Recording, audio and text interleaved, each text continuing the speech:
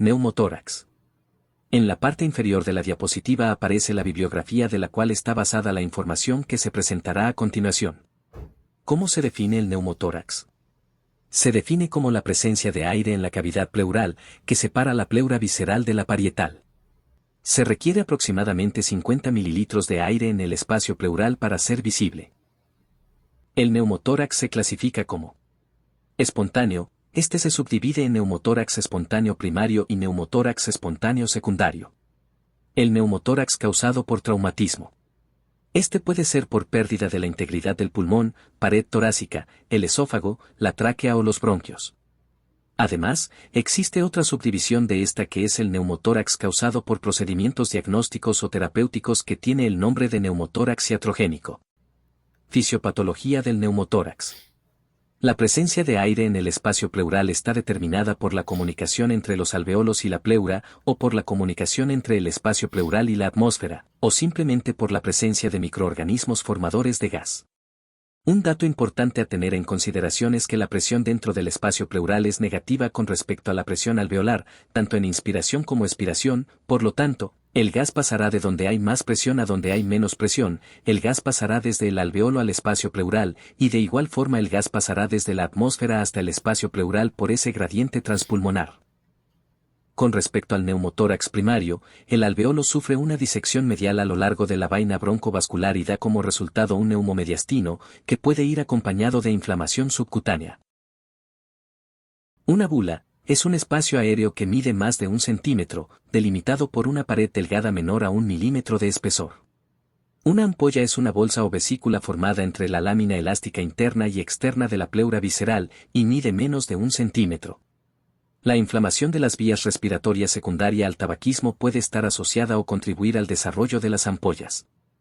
El impacto que tendrá el neumotórax dependerá del grado de colapso pulmonar. Los parámetros que se ven afectados son: capacidad vital disminuida, presión parcial de oxígeno disminuida, baja relación ventilación-perfusión, ausencia de ventilación, hipoventilación alveolar.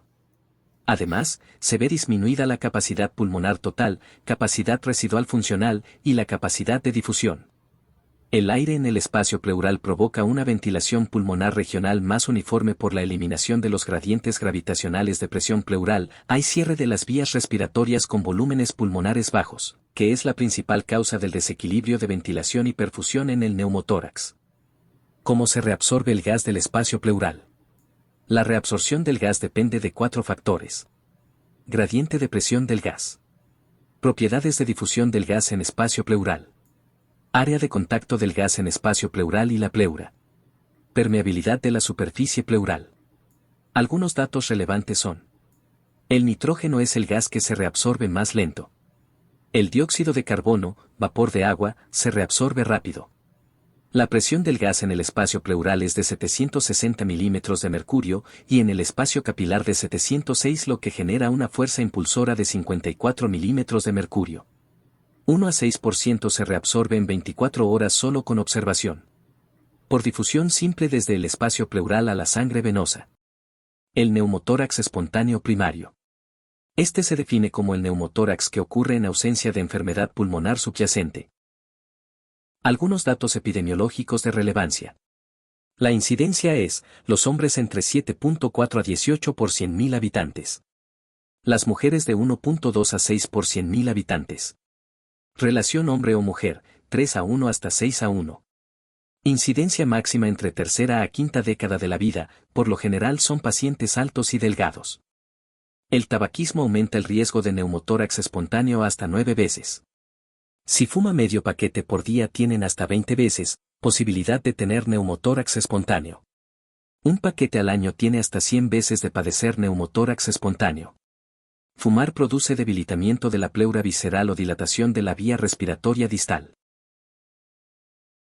Una de las principales teorías es que no hay una obvia enfermedad pulmonar, esta entre comillas debido a que las bulas o ampollas subpleurales se denominan cambios de tipo enfisematosos, 20% evidentes en rayos X de tórax. Pueden observarse hasta en 80% en imágenes por tomografía computarizada y en evaluaciones quirúrgicas. Porosidad pleural, sustitución de células mesoteliales por células inflamatorias que predisponen a la fuga de aire.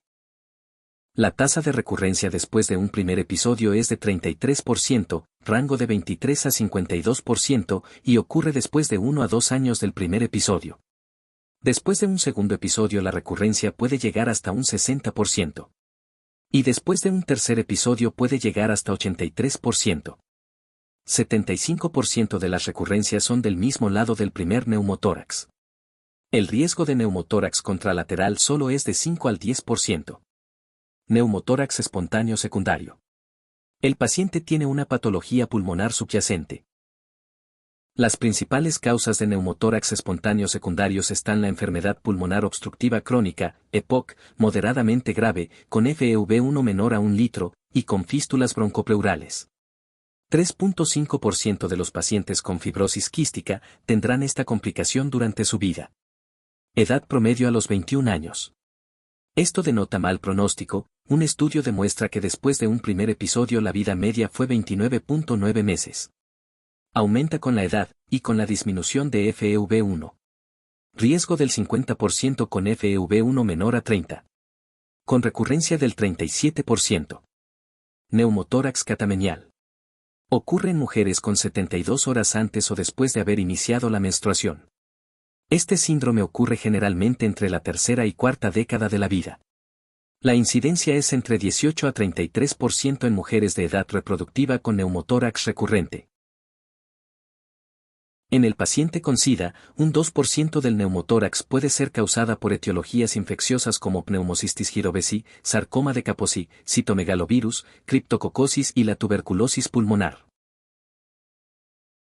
20% de los casos están asociados a neumotórax traumático.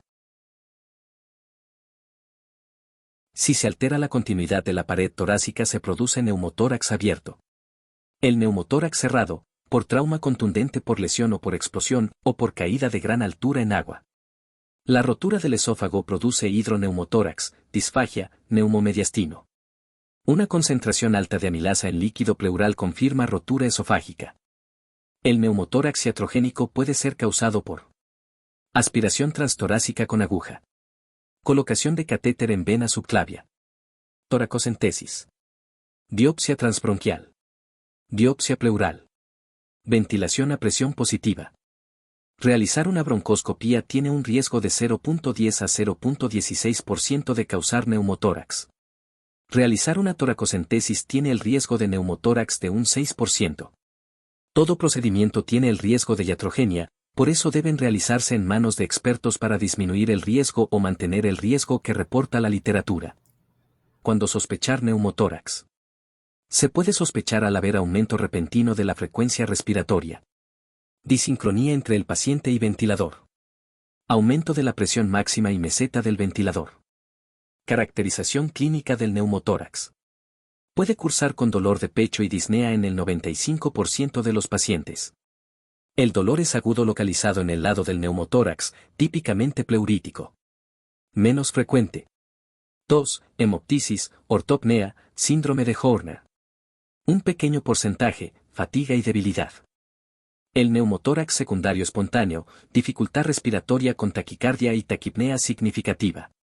Neumotórax atención, diaforesis profusa, hipoxemia marcada, cianosis, acidosis respiratoria e hipotensión. En la exploración física los signos vitales suelen ser normales. A la inspección el tórax afectado suele ser más grande y se mueve menos durante la respiración. El frémito táctil está ausente. A la percusión es hiperresonante y los ruidos respiratorios están ausentes o reducidos del lado del neumotórax. Los gases arteriales evidencian hipoxemia e hipocapnia por hiperventilación. El electrocardiograma, se puede encontrar una disminución del voltaje de la onda R precordial, QRS con amplitud disminuida, inversión de la onda T precordial. La radiografía de tórax. Demuestran el margen externo de la pleura visceral separada de la pleura parietal, por una expansión transparente desprovisto de vasos vasculares. Estimación del tamaño de un neumotórax. Según la Sociedad Británica de Tórax considera neumotórax grande cuando hay una separación de la pleura visceral y parietal mayor a 2 centímetros. Traemos a consideración dos fórmulas para calcular el porcentaje de neumotórax. Según Rilla utiliza un homograma, y realiza una medición de la distancia intrapleural en el vértice y en los puntos medios de los pulmones superior e inferior. Se promedian los tres valores, luego se correlacionan con la escala que aparece en el lado derecho de la imagen.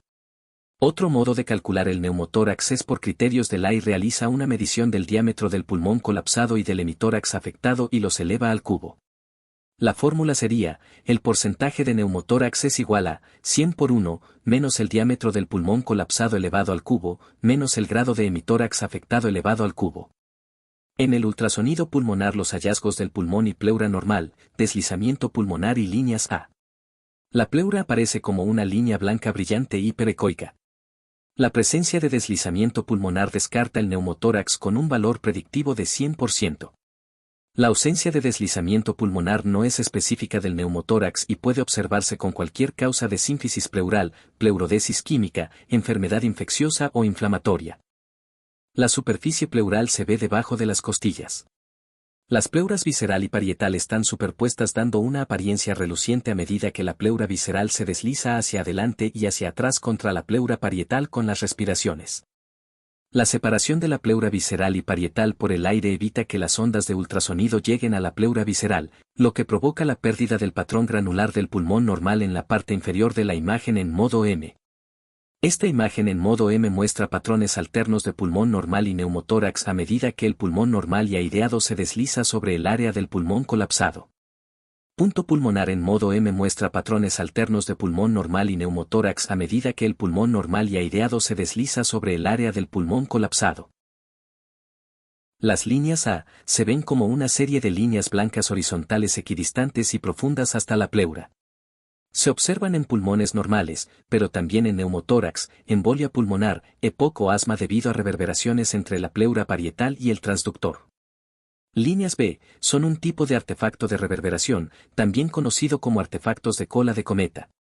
Surgen de la superficie pleural y se extienden verticalmente hasta la parte inferior de la pantalla como rayos hiperecoicos discretos. Su presencia descarta neumotórax. El tratamiento dependerá del tamaño, sintomatología y de la etiología. La aspiración simple es ventajosa por tiempos de hospitalización más corto y sin complicaciones significativas. Para neumotórax no complicados, sin sangre o líquido, idealmente tubos pequeños, cola de cerdo, de 8 a 14 French. Para neumotórax pequeños, colocar tubo torácico tipo pictel medio clavicular anterior y tubos torácicos de gran calibre en hemotórax, y en casos selectivos de neumotórax pequeños con ventilación mecánica que el riesgo de inserción de una aguja es grande.